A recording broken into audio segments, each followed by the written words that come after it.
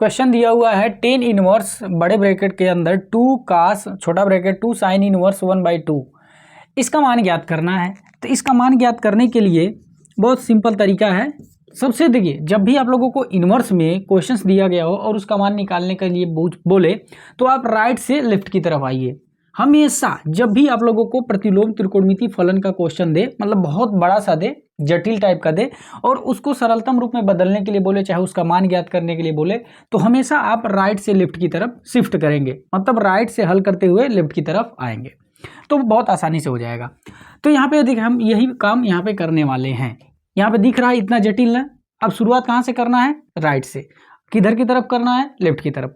तो राइट से शुरुआत करते हुए लेफ्ट की तरफ आते जाएंगे, ये आराम से एकदम सरलतम रूप में बदल जाएगा, यानी कि इसका मान निकल जाएगा। तो यही करते हैं यहाँ पे पहले शुरुआत। तो 10 इनवर्स बराबर ब्रैकेट 2 cos, ये जो क्वेश्चन है ना, इसको बहुत बारीकी से हम बता रहे हैं, आप अच्छे से समझ लीजिए। इसके आगे जितने भी क्वेश्चन होंगे सब आप बड़े आसानी से लगा लेंगे। अब यहाँ पे करना क्या है? 10 इनवर्स यहाँ पे 2 cos, इसकी अभी कोई ज़रूरत नहीं है, इसको ऐसे छोड़ देते हैं। यहाँ पे देखिए 2 sin इनवर्स, सबसे राइट में क्या है? 1/2 है। अब इस यहाँ पे साइन इनवर्स दिख रहा है, यहाँ 1/2 दिख रहा है। अगर यहाँ पे साइन इनवर्स है, अगर यहाँ पर भी साइन आ जाए तो साइन इनवर्स से साइन खत्म हो जाएगा। तो जब साइन इनवर्स से साइन खत्म हो जाएगा तो सरलतम रूप में आ ही जाएगा। तो यही काम हम करते हैं, देखते हैं कि यहाँ पे 1/2 है, यह साइन कितने अंश का मान है। क्योंकि इनवर्स यहाँ पे दिख रहा है तो यहाँ पे साइन की जरूरत पड़ेगी, तभी तो साइन इनवर्स से साइन खत्म होंगे। तो यहाँ पे 1/2 दिख रहा है, ये होता है साइन 30 अंश का मान, और 30 अंश को लिखते हैं π/6। तो साइन 30 अंश का मान होता है 1/2। तो इस 1/2 के जगह पे साइन π/6 लिख सकते हैं, यानी कि साइन 30 अंश लिख सकते हैं। तो यहीं पे हम करने वाले हैं साइन 1/2 के जगह पे साइन π/6।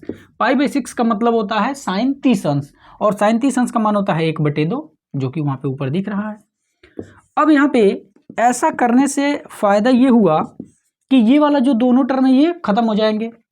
तो 2 cos 2, अब ये साइन इनवर्स से साइन खत्म हो जाएगा, तो केवल बचेगा π/6, और बाहर 2 था तो बाहर 2 लिख दिए। यहाँ पे लिख देंगे, चूंकि साइन इनवर्स साइन थीटा होता है तो ये दोनों खत्म हो जाते हैं, केवल बचता है थीटा। अब आगे 10 इनवर्स,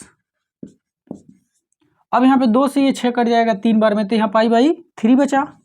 2 cos π/3, π/3 का मतलब होता है 60। तो cos 60 यहाँ पे लिखा हुआ है, cos 60 अंश का मान होता है 1/2, तो लिख देंगे 1/2। अब यहाँ 2 से 2 कट जाएगा तो बचेगा केवल 10 इनवर्स 1।